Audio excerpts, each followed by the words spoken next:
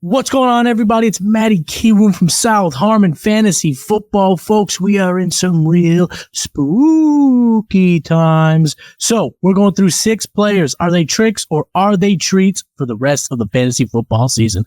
Let's get into it.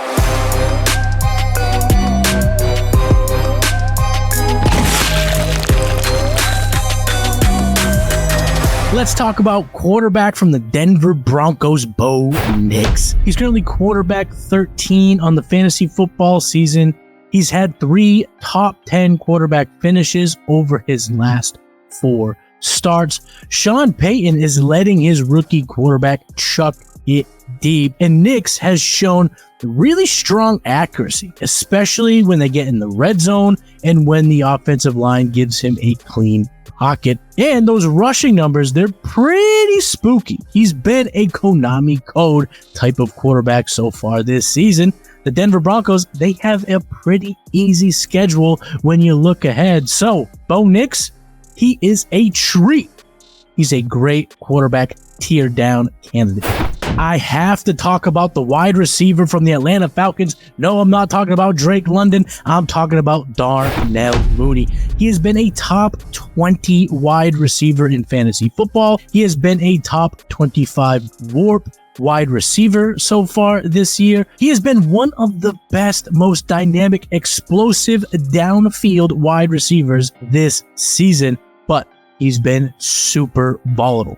And if you don't know what volatile means, let me use it in a couple of terms that are very popular right now. He's got 4 booms and 4 dooms. So he's been up, he's been down this season. And when you look at his analytical profile, they aren't great. He's got a pretty mediocre yards per route run, a low fantasy points per route run, and his separation metrics do not suggest he's getting a lot of distance between defenders. I gotta say, Darnell Mooney, I love the 4 boom games, but I hate the volatility, so he is a trick. And now, after a good week 8, is a great time to move Mooney for a more stable wide receiver 2 and 3 in fantasy. Guys, I have to talk about the tight end from the Tampa Bay Buccaneers, Cade Otton. It's gonna scare you to hear this, but it's true. Cade Otton is tight end 4 right now in fantasy football overall. Now, I'm not really going to mention his wins over replacement because if you know Warp and if you don't, head over to southharmonff.com right now and get that Warp tool, the best tool in fantasy football. We know after this past week that on National Tight Ends Day, the boys are going to put up some points. So take it with a grain of salt. But what you can't take with a grain of salt in regards to the Tampa Bay Buccaneer tight end is he has finished as a top 8 tight end 4 times over the Buccaneers' last 6 contests. He's getting about 6 targets a game. He has a near 20% air yard share. He's getting a lot of red zone targets and deep targets from Baker Mayfield. There will be no Chris Godwin for the rest of the season, and we aren't expecting Mike Evans to return within the next month or so. So for all those factors, Cade Otton is a treat, folks. It's a great time right now to tear down at tight end given all of this fluky production.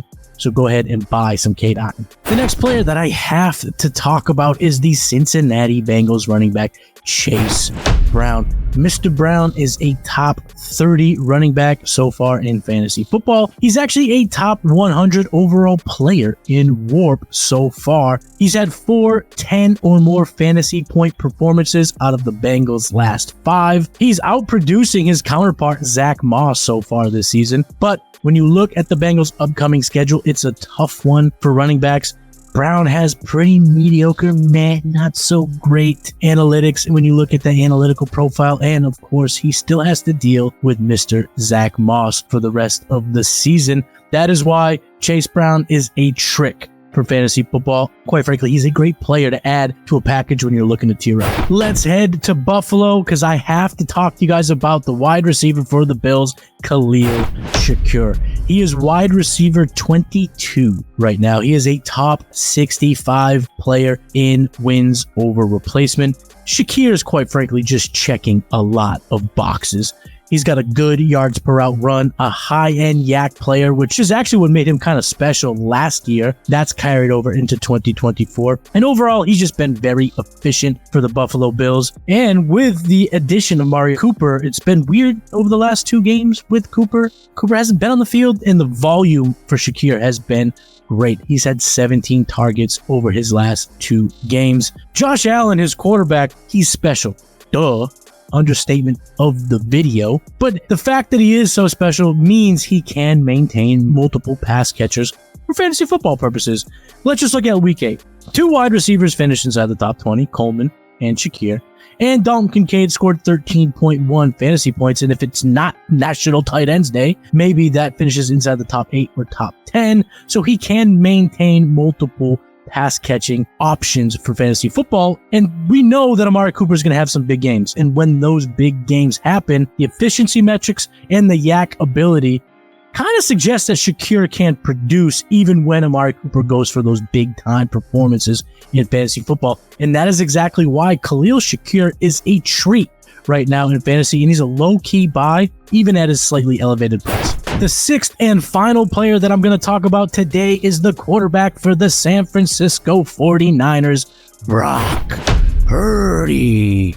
This could come as a bit of a shock, especially to the haters out there. He's a top 10 quarterback in fantasy football. Matter of fact, he's QB7 overall as it stands today. He's also a top 8 quarterback in WARP. He has been valuable even in 1 quarterback formats. He thrives in the Niners system despite missing Ayuk early and now for the rest of the season.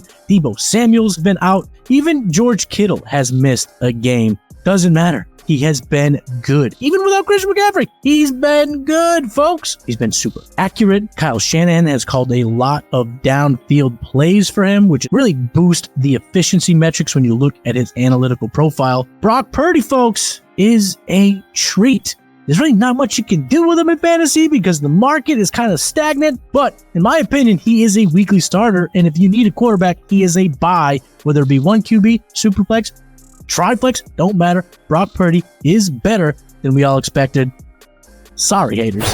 Halloween is an awesome time of the year. You can dress up how you like. You can enjoy some of the spooky things in life. Parents, you can go to town on the candy that your kids just accumulate over the course of a few days. That's going to last you to Thanksgiving. You're going to have to work it off in the new year, but we'll approach that later. But we are also approaching right now our 6 trick-or-treat players and how you can use that information to dominate your league mates for the rest of the season. I'm Matty Kiwoom. You can find me on X at Matty Kiwoom. Head over to SouthHarmonFF.com. Get that warp tool. Get the rankings. Join the community. Patreon.com/SouthHarmon. SouthHarmonFF on YouTube. Like this video. Leave a comment, and I'll see you next time.